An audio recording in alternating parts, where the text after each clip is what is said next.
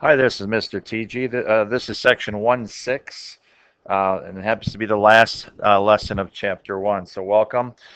Today's topic will be solving absolute value equations and absolute value inequalities. We're going to break this up with two videos. I will demonstrate to you how to solve absolute value equations, and then the Pearson tutorial will demonstrate how to solve absolute value inequalities. As you can see in your guided notes, I've created another acronym for absolute value equations. It's called IRS. And I stands for isolating the absolute value sign. R stands for to rewrite the absolute value equation into a compound sentence, which we learned about in the last lesson. And of course, the last step is to solve the compound sentence.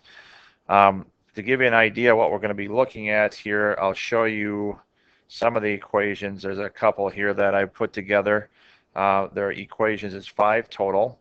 I'm going to do the first couple with you, and then I'm going to have you try a couple on your own, and then we'll talk about a special type of equation that's extraneous, which means there isn't an answer. It appears to be an answer when you solve it, but it turns out to be an extraneous solution. So let's begin. I guess the first thing we better make sure you can do is you can understand the concept of absolute value. We need to make sure that you know what it is. Absolute value is represented by these two vertical lines right here. That's usually the symbol we use in math. If we put a number in between those vertical lines, it's read as the absolute value of -3. What it means is we're essentially counting how far a -3 is from 0. And of course, if you looked at a number line, you would count from a -3 to 0 as 3 units. It cannot be a negative because it measures distance. So I'll say it once more. Absolute value has to be a positive measurement because it measures distance. If we measure the absolute value of 100, that is still 100 because it is 100 units away from 0. So keep that in mind. Always keep that in the back of your mind.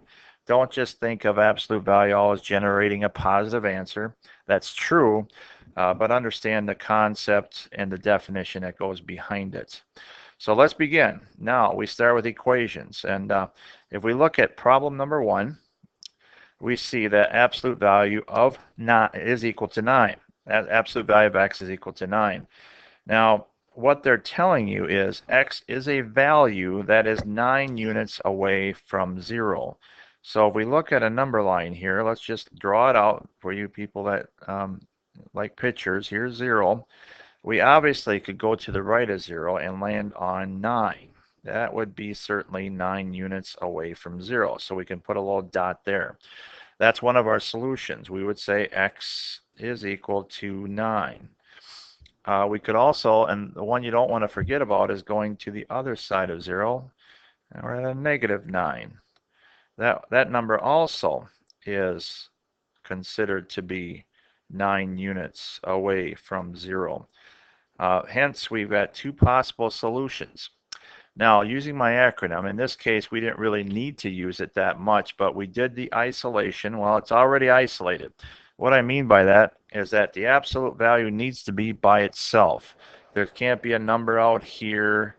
There can't be anything that's being multiplied. There can't be anything added to the absolute value. If there is, you need to isolate it. That's what I stands for.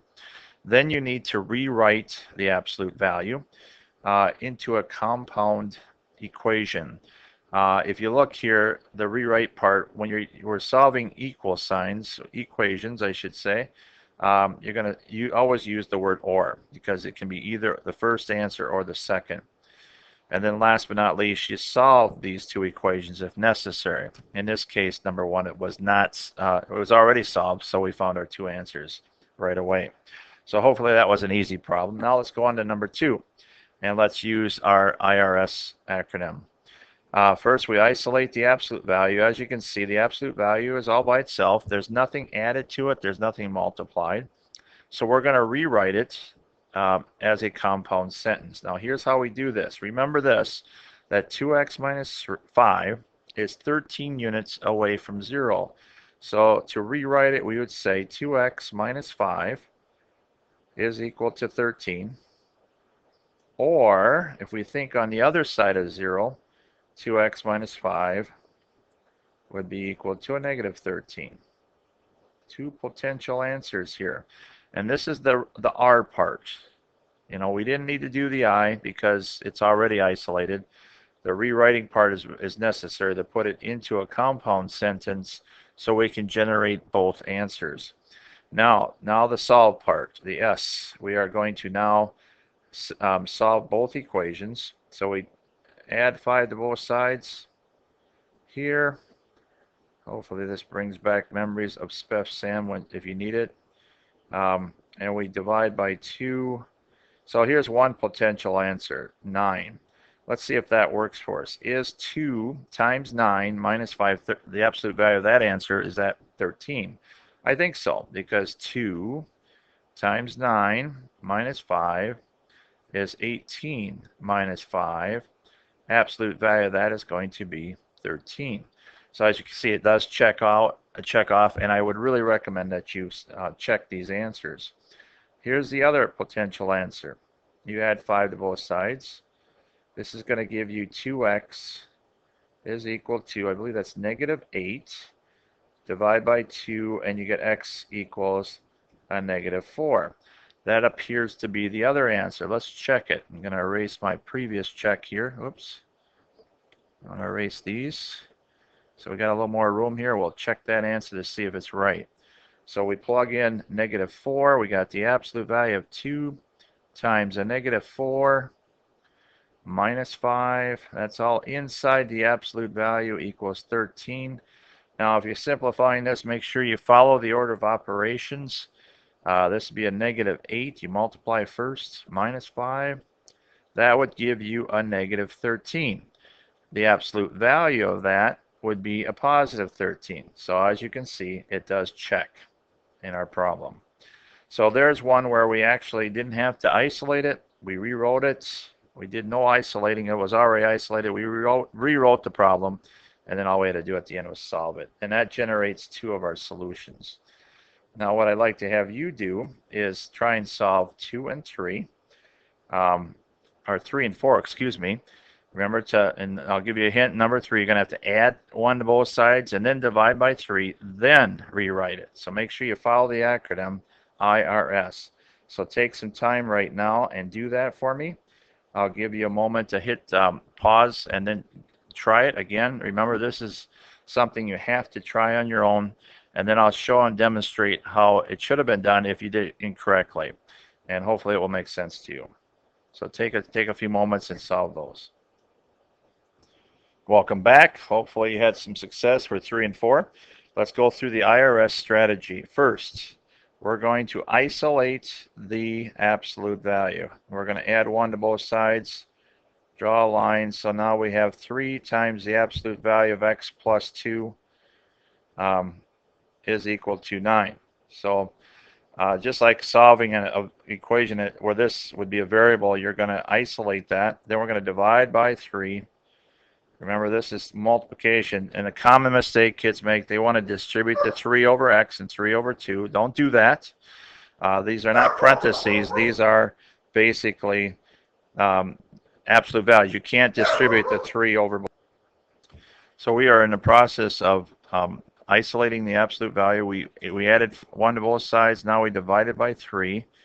So we're going to now have x plus 2. Absolute value of that is equal to 3. 9 divided by 3 is 3. Again, do not distribute the 3 over the x and the 3 over the 2. All right, so this one required us to isolate the absolute value. There's the I. And we did that all the way down to x, absolute value of x plus 3, or x plus 2 equals 3. Now we're going to rewrite this into x plus 2. Equals 3. Remember, x plus 2 is 3 units away from 0. Or, always use or for equations. X plus 2 is equal to a negative 3. That's the rewriting portion. And now the last part, solving, we subtract 2 from both sides. and we get x is equal to 1. Subtract 2 from both sides, you get x equals a negative 5. So there's our two solutions. They both satisfy the absolute value equation, and that completes that problem. So hopefully you had luck with that. Now, number 4, if you look at number 4, we're going to subtract 10. We have to isolate the absolute value. It's going to look like this, and that's going to give us a negative 8. Then we're going to divide by 4, both sides, and that's going to give us the absolute value of x equals a negative 2. Now it's at this point in time where we have a somewhat of a problem. If we're looking at this equation, they're saying that the absolute value of something is going to be a negative. And we just learned before that absolute value measures distance. Distance cannot be negative. So if you didn't see that right away, you're going to end up with x equals 2 and x equals minus 2. Neither one's going to really work for you. This is what we call an extraneous solution. Solutions that appear to work but don't. This one doesn't work at all because it can't be a negative, so we say no solutions. So be aware of extraneous solutions or just problems that just don't work out. Okay. Now, in our last example, we might have an extraneous solution. You want to keep in mind that they do occur, and we're going to end up with two answers in number 5. And one, I don't think one is going to work, and we're going to check it out. But it's a little different because you got the absolute value is equal to an expression. So let's go to work. We isolate the absolute value, which we did. Then what we're going to do is take 3x plus 2, set it equal to 4x plus 5, positive, or just like we did above, 3x plus 2 is equal to a negative 4x plus 5, and we want to make sure we put that in parentheses. Okay. Okay, so the first step is now to solve both of these. So we're going to subtract 4x from both sides. That's basically, SPEFSAM says to change subtraction to addition, clear out parentheses, clear out fractions, and then put the variable on the same side. This is the second S of SPEFSAM. So we end up with this equation because this zeroes out. And then we subtract 2. So we subtract, we get a negative 1x equals 3. X then becomes a negative 3. Now let's check this to see if this solution is extraneous. Let's check it over here. So we got 3 times a negative 3 plus 2 equals 4 times a negative 3 plus 5. As you can see here, negative 9 plus 2 is negative 7. And the absolute value of that is 7. And over here we've got negative 12 plus 5 is a negative 7. Now as you can see, 7 is not equal to a negative 7. This is what we call an extraneous solution. It's a solution that appears to work in the problem but doesn't. Now let's check the other equation to see if that works. It is possible this one may not have a solution. If this other one doesn't work, then we would say, just like in the last one, no solutions.